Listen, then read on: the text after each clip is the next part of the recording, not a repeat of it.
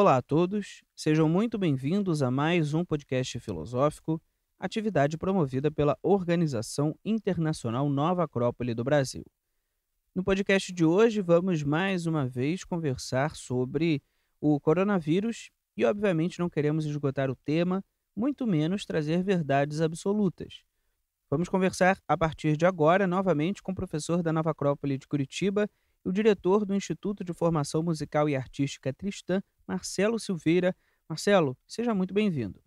Obrigado, Pedro, e agradeço o convite mais uma vez. Bem, uma das necessidades nesse momento de confinamento é que a gente possa tomar contato com diversas formas de imagens. Os filmes, as músicas, muitas outras formas que temos tomado contato e visto por aí. Diante disso, do ponto de vista da filosofia, e como falei, não buscamos aqui esgotar o tema e buscamos, obviamente, a reflexão, gostaria que você nos desse, Marcelo, a visão de como a arte, essas imagens, podem ser um fator de apoio, de ajuda para esse momento aí tão difícil que a gente tem vivido.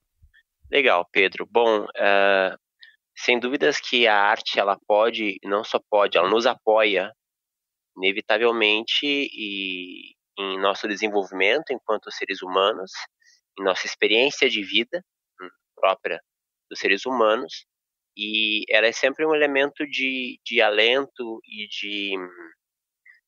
de apoio em momentos de crise de qualquer tipo.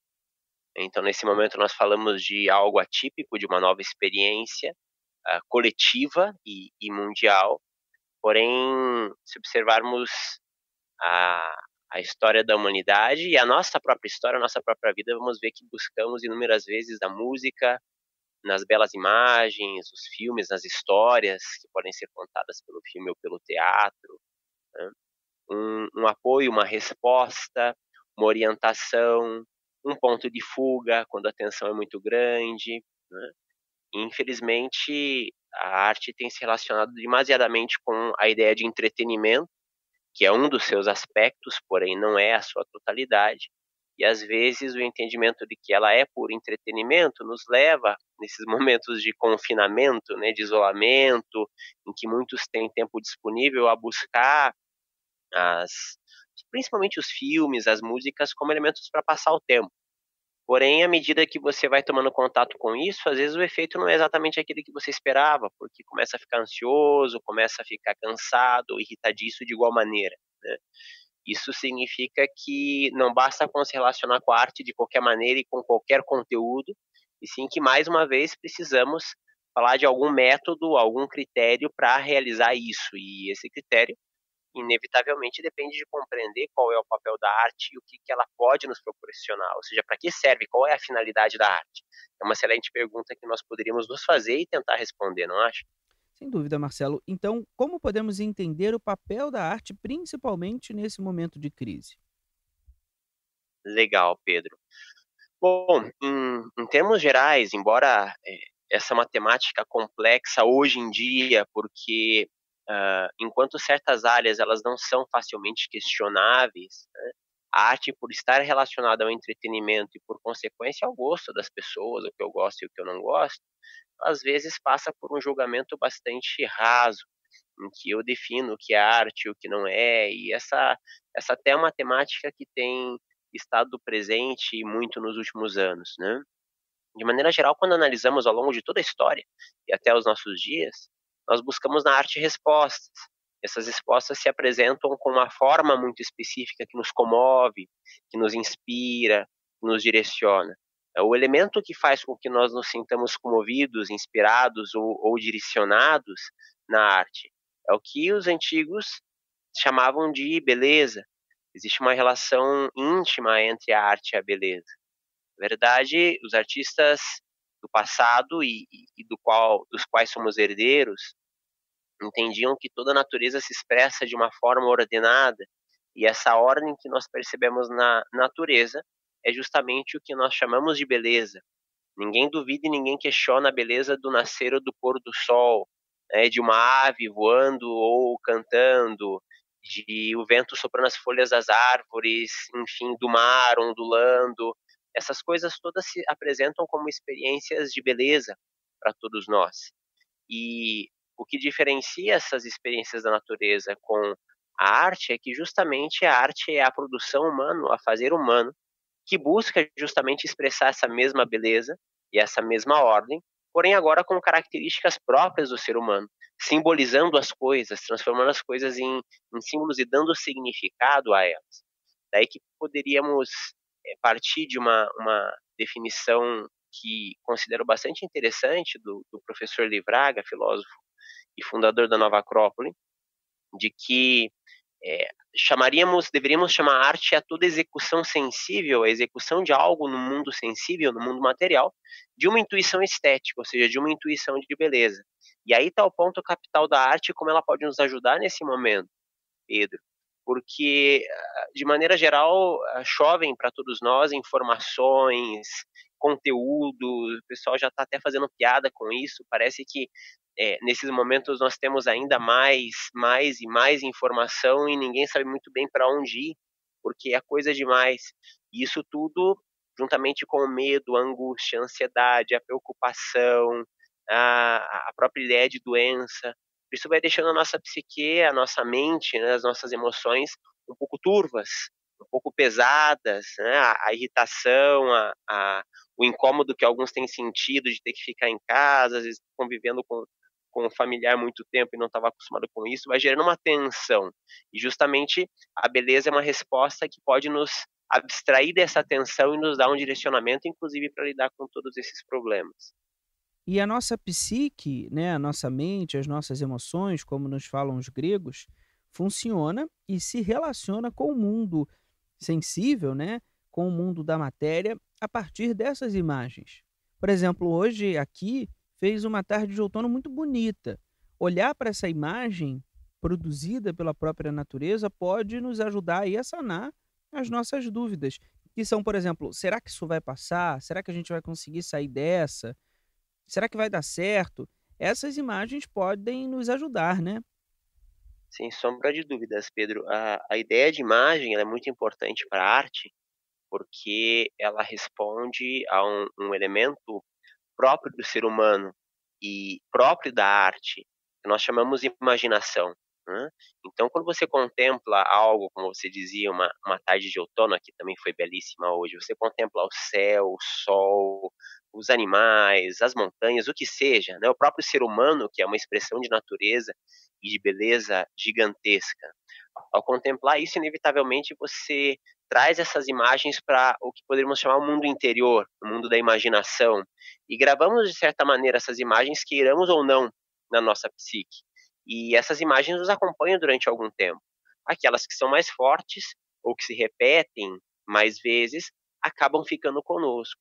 E daí não seria prudente falarmos da imagem na arte apenas em termos visuais, como estamos colocando das imagens que vemos, né, que nos levaria também à contemplação de uma bela escultura, uma bela pintura, um quadro, né, que podemos ver através de livros, através de sites dos museus, que agora estão bastante em voga, com seus passeios virtuais nesse momento, né, mas também outras imagens, até mesmo mais sutis, que também se imprimem na nossa imaginação e permanecem, tal como uma imagem sonora. Uma música ela evoca uma imagem, só que é uma imagem auditiva, né? A imagem de um sentir, de uma percepção, quase que tátil, quase que se pudéssemos tocar algo. Todas essas imagens fazem parte da nossa experiência de imaginação e podem ser evocadas e utilizadas nessas experiências para esse momento, trazendo tranquilidade, trazendo serenidade. Algo que é muito interessante nesse momento, Pedro, que eu tenho observado, é que interessados em todo o processo e preocupados com todo o processo, volto à questão do grande volume de informações com que lidamos. As informações não nos chegam, nós é que chegamos a elas, né? Somos nós que abrimos o aplicativo, o site, a página ali onde está passando um vídeo e assim por diante para nos informar das coisas. Porém, isso gera uma espécie de vício. Nós não dosamos a quantidade de tempo que nos expomos a essas coisas, e essas coisas também estão causando imagens em nós. Imagens de preocupação, imagens de ansiedade, né? o simples fato de você ter informações, informações, informações atualizadas a todo momento sobre o que tem acontecido com a doença e assim por diante, se repete na sua mente quando você fecha os olhos na hora de descansar, por exemplo, ou tenta se concentrar em algo, essas imagens, que são informações, que são pinturas da nossa imaginação, são movimentos do vídeo que a gente assistiu, permanecem, nos impedem realizar um bom trabalho, escrever o que iríamos escrever, ou principalmente ter uma boa noite de sono, que é algo que todos necessitamos, e com tanto tempo ou com mais flexibilidade de tempo para poder descansar, no caso de alguns, parece que a gente está descansando pior, né? Está tendo mais dificuldade. Bem, Marcelo, a gente falou sobre uma higiene e temos falado, né, inclusive, não só nós, mas todas as autoridades têm falado bastante sobre essa higienização, lavar as mãos, usar o álcool em gel e outras formas que vão nos ajudar a nos prevenirmos desse contágio. Mas será que a gente também não pode se higienizar nesse mundo das imagens? Ou seja, eh, selecionar as coisas que nos chegam, conseguir, prever que algumas coisas vão nos causar alguma contaminação nesse mundo das imagens? Sim, com certeza. Algo bastante interessante, o paralelo que você construiu aqui, né, de estarmos preocupados com a higiene, com lavar as mãos, que é algo que agora todo mundo voltou a fazer, higienizar o celular, né? Existem algumas coisas que nós temos que extrair como experiências positivas de tudo que tem ocorrido. O fato de nós nos voltarmos a nos preocupar com a higiene, que é algo normal e natural e necessário, e que parece que realmente tínhamos nos esquecido, né, em termos coletivos. Então poderíamos entender, Pedro, o processo de higiene em duas etapas ou em duas camadas distintas. Por um lado, você tem a limpeza em si, que é aquilo com que todos estamos acostumados, é mais prática, mais fácil. E por outro lado, o processo de purificação, que é mais profundo e mais exigente. Um exemplo que poderíamos dar em relação a isso para compreender, né? Se você tem uma vasilha com água e essa água tem ali algumas sujidades, sei lá, alguma coisinha, alguns grãos que caíram dentro dela, você passa essa água por uma peneira e a água sai limpa do outro lado, né? Não significa que ela saiu purificada, porque a peneira ela tem a capacidade de segurar os elementos mais grosseiros, que são visíveis aos nossos olhos. Porém, bactérias e outras coisas, elas continuam ali na água que passou pela peneira. Esse seria o processo de limpeza, né? Que é a primeira etapa da higienização que todos nós fazemos. Purificação, dentro desse exemplo, seria eu ferver essa água ou utilizar algum outro recurso para purificá-la, de tal maneira que não reste nela nenhuma bactéria, nenhum outro elemento, senão a própria água, que agora sim é pura e própria para consumo, por exemplo, né? De igual maneira, no mundo psicológico, nós temos formas e formas de nos purificar. Por um lado, eu posso fazer uma limpeza básica, e essa limpeza básica a gente faz com alguns minutos de concentração, alguns minutos ouvindo uma boa música ou contemplando uma bela imagem, o que já é interessante, ou podemos, a partir disso, também ingressar em uma etapa mais profunda de purificação do nosso mundo psicológico e do nosso mundo mental, que envolve um contato mais profundo e mais dedicado com as obras de arte que promovem esse tipo de experiência, porque também nem toda obra de arte vai promover esse tipo de experiência purificadora profunda.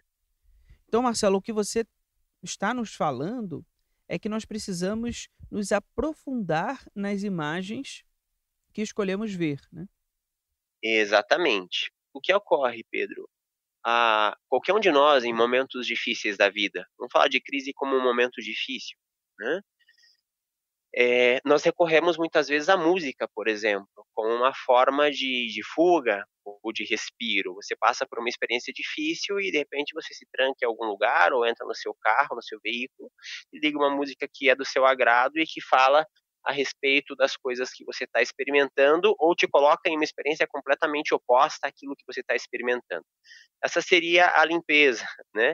O processo básico de higienização do mundo psicológico se dá em qualquer momento com qualquer obra que para nós seja interessante. Aí eu posso colocar qualquer estilo musical, por exemplo, e cada um vai ter os seus arranjos, a sua forma de entender isso.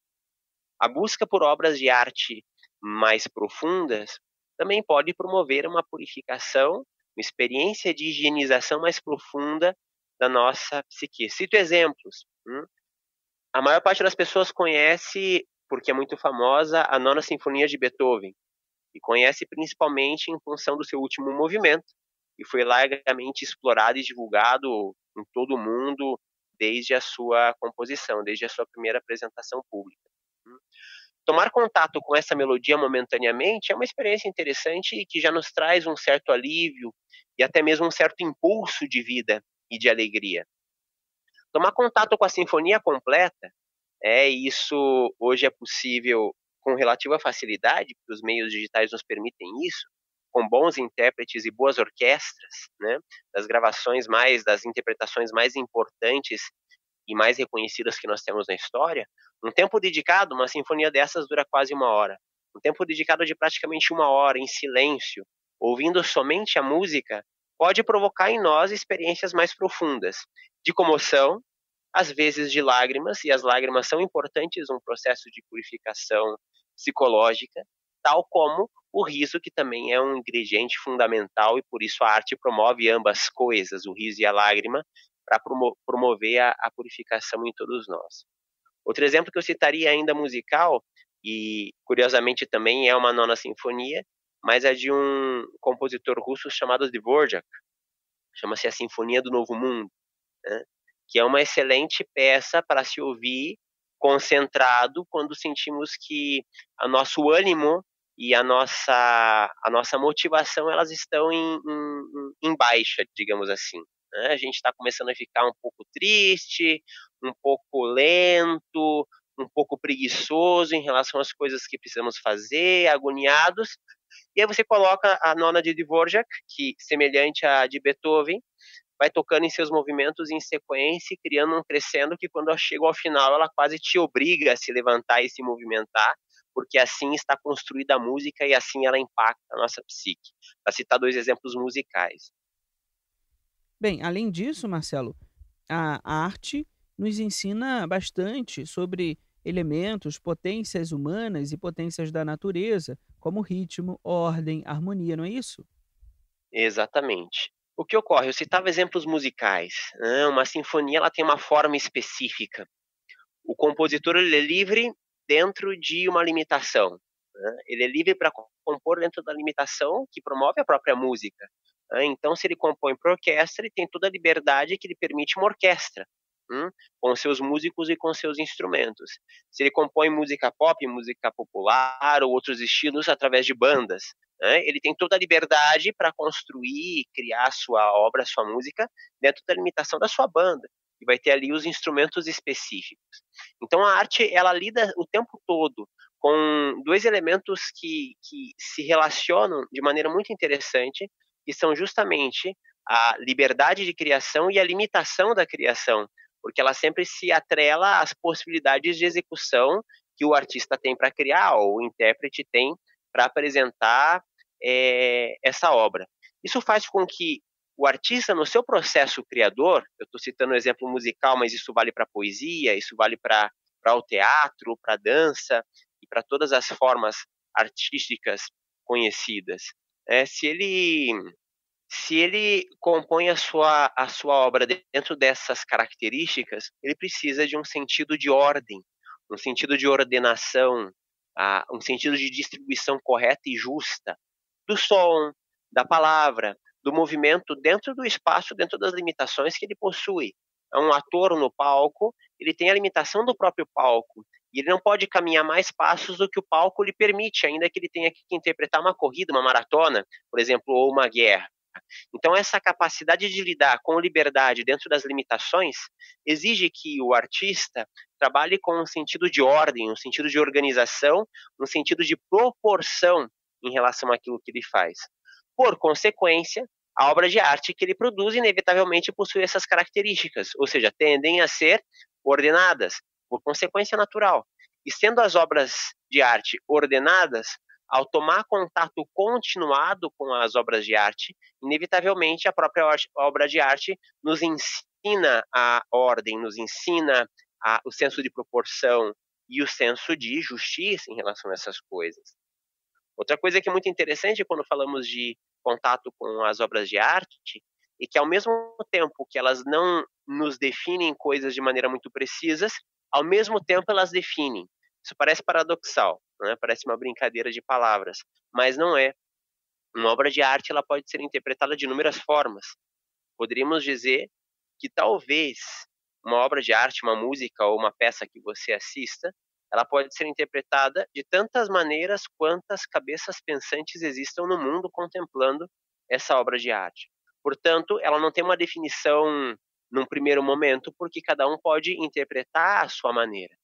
Ao mesmo tempo, o artista e o intérprete, quando apresentam essas obras de arte, definem algumas coisas, porque tratam de, e precisam tratar de colocar um certo limite e uma certa forma àquilo que estão apresentando. Vejamos, por exemplo, uma peça de Shakespeare. Shakespeare é muito conhecido, muito famoso, né?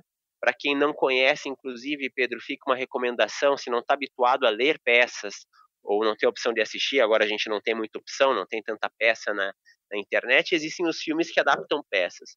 Nós temos essa montagem do Hamlet feito pelo diretor e ator Kenneth Branagh, que é inglês, um dos maiores especialistas em interpretação de Shakespeare do mundo. É um diretor bastante famoso, inclusive. E esse filme existe gravado, trabalha com o texto integral da peça. É um filme longo porque trabalha com esse texto integral. Ao assistir o Hamlet, ou ao ler a peça Hamlet, se temos o hábito de ler peças de teatro, nós vamos nos confrontar com um número muito grande de ensinamentos, de ideias, de experiências humanas que são apresentadas. Porém, existem alguns pontos capitais que vão se apresentando ao longo da peça.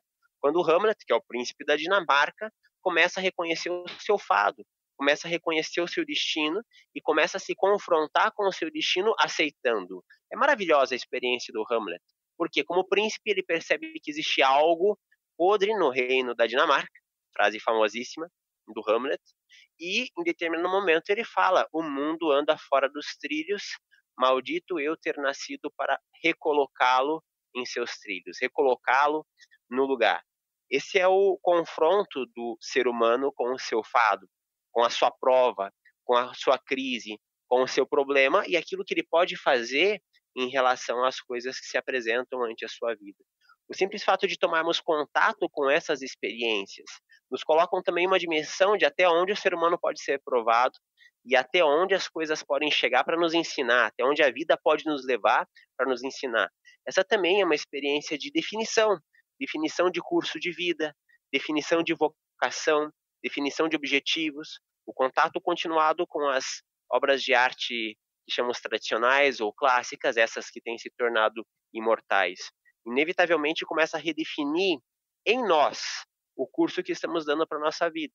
Porque, de repente, reconhecendo essas histórias, essas imagens e essas possibilidades, percebemos que muitas das nossas preocupações e metas são demasiadamente pequenas, demasiadamente egoístas, demasiadamente mesquinhas e demasiadamente temporais. Deixarão de existir como conquista daqui a pouco, talvez ainda no curso das nossas vidas. O contato com essas grandes imagens, com essas grandes referências, que alguns chamam grandes arquétipos, né, nos permite dar um novo curso, uma nova definição para aquilo que fazemos.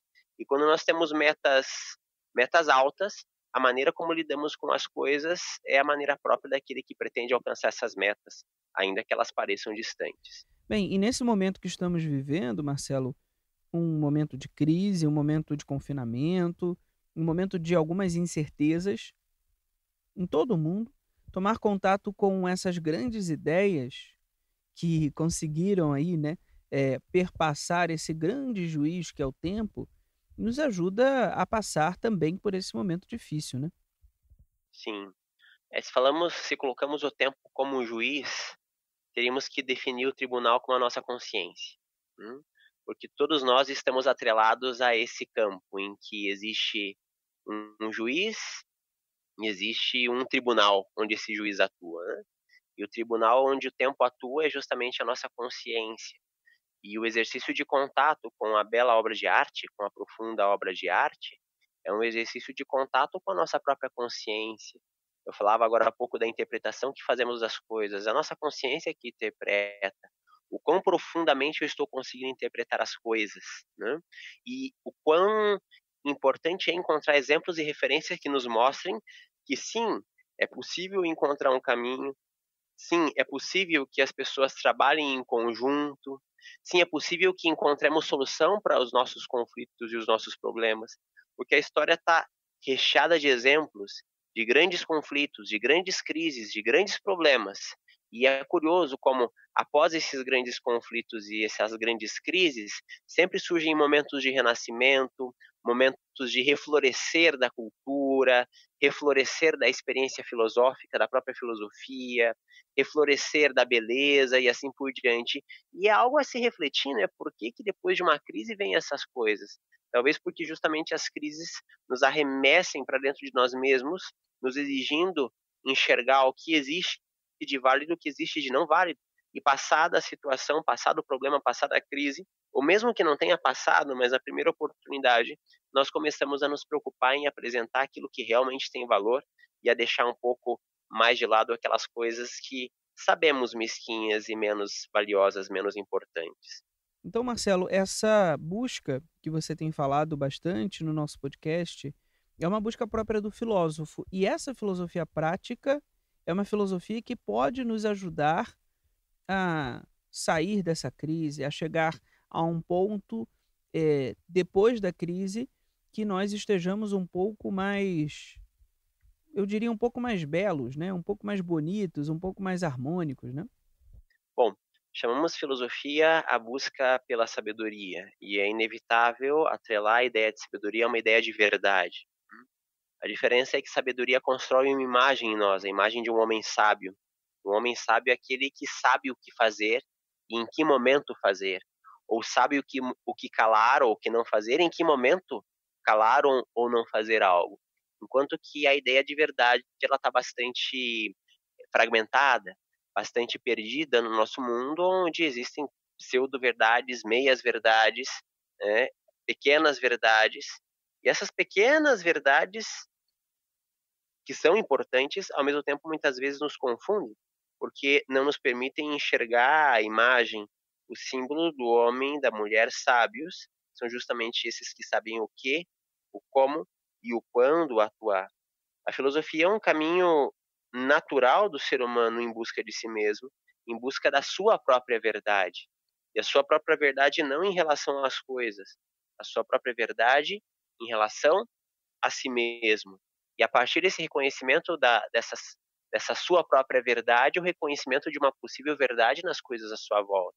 Isso nos coloca nas experiências da ética, da sociopolítica, da filosofia da história, que são temas tão importantes para a filosofia.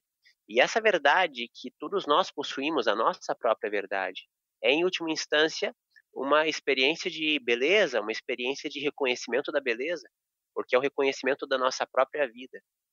Dizia Platão que o primeiro passo em direção à sabedoria era a contemplação da beleza, e mais especificamente, a contemplação da beleza humana, a contemplação da beleza do rosto humano, porque dizia no rosto humano se imprime a identidade de um indivíduo, se apresenta aquilo que ele é.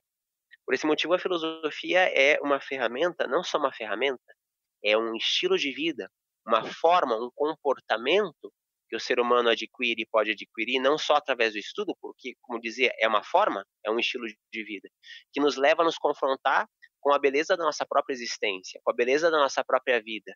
E ao reconhecer isso, também reconhecer a beleza da existência, a beleza da vida daqueles que convivem conosco, daqueles que estão à nossa volta. E à medida que reconhecemos essa beleza, vamos nos aproximando não só da nossa própria verdade, mas da verdade do outro, e o respeito em relação à verdade do outro, o respeito em relação à vida do outro. Isso torna a nossa experiência mais harmônica, torna a nossa experiência mais fraterna, mais unificada, mais feliz, enfim. E por consequência, mais fácil, porque começamos a atuar como o ser humano deveria atuar naturalmente, porque isso é da natureza do ser humano. Daí um dos inúmeros pontos em que eu poderia relacionar o papel da filosofia com essa temática que estamos desenvolvendo e refletindo. Bem, Marcelo, então espero que a gente tenha conseguido levar um pouco mais de beleza, ou gerar boas imagens para os nossos ouvintes e quero te agradecer bastante por conversar conosco e até a próxima, Marcelo.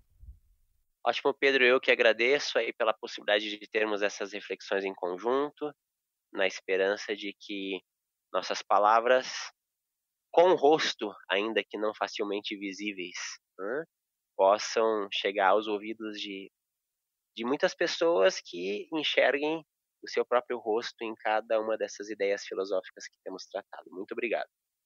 E para aqueles que queiram nos contactar, podem fazê-lo através do nosso e-mail, podcast@nova-acrópole.org.br.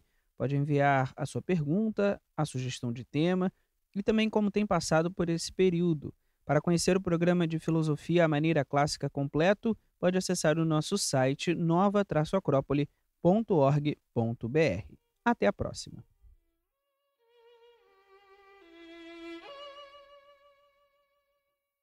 A trilha deste podcast é de autoria de Antonin Dvorak e chama-se Romance para Piano e Violino, Opus 11.